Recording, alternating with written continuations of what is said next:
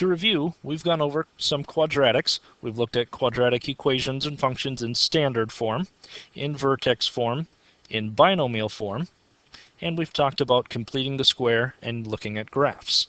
Now, notice that in all forms, we have this a. This will be very important in what we're going to talk about today. This a is going to be the same whether you're looking at a standard form, a vertex form, or a binomial form. These other pieces, this b and c, are not necessarily as important. They're definitely important in this form, but they don't help us go from one form to the other. Now in the binomial form, I just simply called these a and b. These are just kind of random pieces. Remember, these are the zeros, or the x-intercepts, or at least they help you find the zeros, or the x-intercepts of your function. In the vertex form, this h and k help you find the vertex of the parabola. And in the standard form, using a, b, and c, we can solve for our zeros using the quadratic formula. So 3 different ways to look at our quadratics, each one giving you different pieces of information. Now we're going to start today looking at graphs, or at least discussing graphs. Now whenever we have a graph of a quadratic, it makes what we call a parabola. Now we've discussed this shape before. It's kind of a U or a V shape, but is a constant curve. So it's not a perfectly straight V, it is curved. And that V all stems or kind of sprouts from a spot called the vertex. It's almost the corner or starting point for our parabola. Now sometimes this parabola can go down, sometimes the parabola can go up, but it always starts from that vertex. So the highest point or the lowest point on a vertex is, of course, that vertex, and the y value at this position is called the maximum or the minimum of the function. And again, why that works or why that makes sense is all of these forms are just different functions. And in a function, you have an input. The input is always your x, or at least in these cases, it's our x. So we input x, and we output this f of x, or y. So the y value is an output, and this is our highest output, or over here, this is our lowest output. So if it's the highest output, we call it the maximum value. If it's the lowest output, we call it the minimum value. So again, at the vertex, it's either the max or the min. If you want to know whether it's the max or the min, you just look at the a value, again, these pieces of your function. If you have a positive a value, that means your graph opens up. It would look something like this. So your graph would be opening up, making a parabola, something like this. Your vertex is down here. Notice it is the lowest point. You call it a minimum. If you have a negative a value, your parabola would be something like this. Your vertex would be the highest point, so your vertex is a maximum. So just by looking at this a value, you can determine whether or not your x is a max or a min. Okay, once you know whether it's a max or min, you need to find the vertex, and there are different ways to do that, but you need to determine your vertex and find the y value to determine what that max or min is. If you're in vertex form, it's pretty easy for you. Right here is your max or min. If you are in standard form, remember we need to do the negative b over 2a. That finds your x value. Plug it in and you'll find the y value. And we'll go over how to find it in a binomial form. But as long as you know your a value, you can figure, is it a minimum or is it a maximum? Then find the vertex to find out what the exact value is. So let's talk about making graphs from a binomial form. Now the binomial form tells us the zeros of the function. Remember, those are the x-intercepts. We also can see the a value. We call this the leading coefficient. Now again, it's kind of it's easier to see why it's called the leading coefficient when you can see all 3 versions. Notice A, it's present in each version. In the standard version, this is our first term. It goes with the quadratic term, so it is the very first or the front coefficient. It leads everything else. This b times x, this b does not show up in these forms. It only shows up here. This C does not show up in these forms. It only shows up here. But this A shows up in every single form, so it is the most important in a way, and so we call it the leading coefficient, and we use that the most out of that A, B, and C. Once you know what the A value is, so again, you can just get it from your function. Once you know what the A value is, we can refer back to our A value references that we looked at in some of our first videos to determine where the vertex is. Now, I'm going to go back and show you some of our A value references. When the A value is 1, so it's kind of hidden, we always talked about we start at 0, 0. As x changes by 1, y changes by 1. Over 1, up 1. Okay, so that's just a regular squared function. 1 squared is 1. As x changes by 2, 2 squared is 4. So over 2, up 4. As x changes by 3, 3 squared is 9. So over 3, up 9. Shouldn't be too terribly difficult, but when we get into a equaling 2, things change a little bit. You can see that this purple parabola is now a little bit narrower. It's like it's growing faster. We still start at this 0, 0, but instead of going over 1, up 1, it goes over 1, up 2. Now how we got that was 1 squared is 1 times this 2 makes a 2. 2 squared is 4 times 2 is 8. So over 2, up 8. 3 squared is 9. 9 times 2 is 18. So over 3, up 18. And that's going to be way off of our chart here. But you can see this is where our references come into play.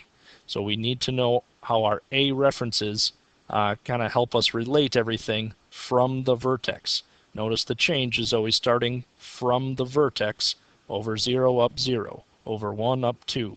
Over 2, up 8. Over 3, up 18, and so on. So again, that goes back to looking at our A reference values. So another trick for finding or understanding our A value. The vertex will always be the middle point or the starting point of the parabola. Now the x value of the vertex will also always be at the exact middle of our zeros. So we just find the average of the zeros and plug it into the equation to find A. So in this scenario, this situation, my zeros are at -2 and at +3. So the average of those two, I add those up and divide by 2. -2 plus 3 is 1. Half of that would be at 1/2. Half of 1 is a half. Notice when I zoom in here, my vertex, oops, click right on it, the x value is 1/2 or 0.5. Okay, so I was looking at this binomial form, x minus 3 plus 2. Notice then, minus 3 gave me a +3, 0. This x plus 2 gave me a -2, 0. Okay, that's how I found those spots. Oops, wrong one. So we can find our vertex given those two zeros, or at least we can find the x value of our vertex. Okay, let's go over an actual example here. We're going to write the equation for the parabola that has a vertex at 1, -18, and zeros at -2, 4. So we know in binomial form it should look something like this. Here's our leading coefficient. Here's one binomial. Here's the other binomial. These help us find our zeros. Now if the zeros are at -2 and 4, it would look something like this. -2, 0, 4, 0. These are our two x-intercepts. If our vertex is down at 1, -18, that would be way down here. Using these zeros, -2 and +4, we can figure out the two binomials. It should be x plus 2 and x minus 4. The reason that this is a +2 is because we'd need -2 to plug in right here to make this binomial equal to 0. Zero product property. Same thing, if this is a +4, we should have x minus 4. That way, 4 minus 4 is 0, zero product property. Now how are we going to figure out this A value? Well, again, we can look at from this vertex. We need to make sure we're coming from this vertex. How far over and up are we going to each of these? Well, if we have negative 2 and 4, add those together to get 2. Half of 2 is 1. So this 1 right here, that's the x value of our vertex, needs to be halfway between these two. Now, how far away is negative 2 from 1? That's 3 over. How far away is 4 from 1? That's also 3 over. So we can think of it as we are going 3 over from our vertex to get up to our zeros. Now, how far up are we going? Well, from negative 18 to 0, we're going up 18. So over 3, up 18. So now we just need to think about what is our A reference that goes with that. So we can scroll through and look at all of our A references. Like if A is 1/3, we would go over 3, up 3. Over 3, up 3. Okay, that one is not going to work. We need over 3, up 18. Let's try A equals 1/2. Again, we need over 3, up 18. This one is not going to work. We need over 3, up 18. This one is too big. Over 3, up 18. Here we go. This is our reference that works, so we know our A value should be 2. So come back here and we know that this A value is actually a 2, meaning that our equation should be y equals 2 times the binomials x plus 2 and x minus 4. So we can find this equation using these zeros and this vertex. Now let's go back and look again at some more of these parabolas. So given the binomial form, I can find my two zeros, 3 and negative 2. Or turning this one on, I can find these zeros at negative 1, negative 5. Or these ones at 1 and 2. So notice the binomial form helps me find those. However, I'm going to turn these ones off, turn a few more on. Notice that this orange one has the same two zeros, 3 and negative 2. This blue one has the same two zeros, 3 and negative 2. This black one has the same two zeros. This other red one has the same zeros. If I turn on a few more of these all have the same zeros, even though this is 8 different functions. The only difference each time is my A value. Here it was a positive 1.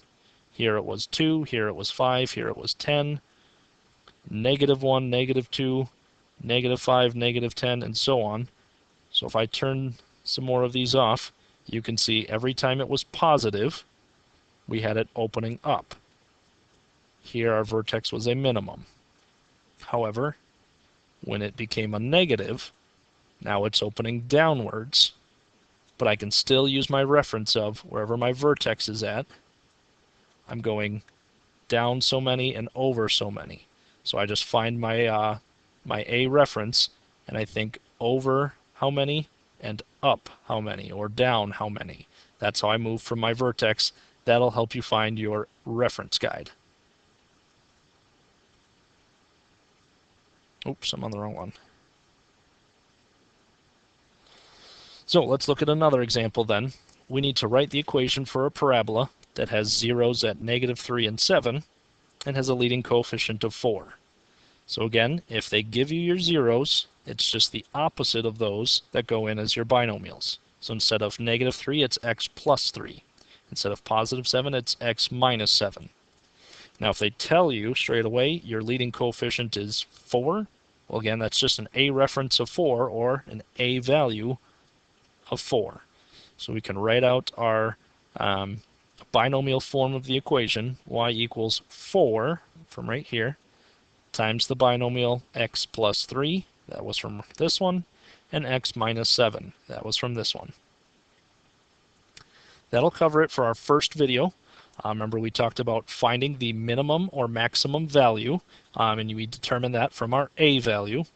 We also discussed how to find equations given those zeros and or the vertex or a leading coefficient.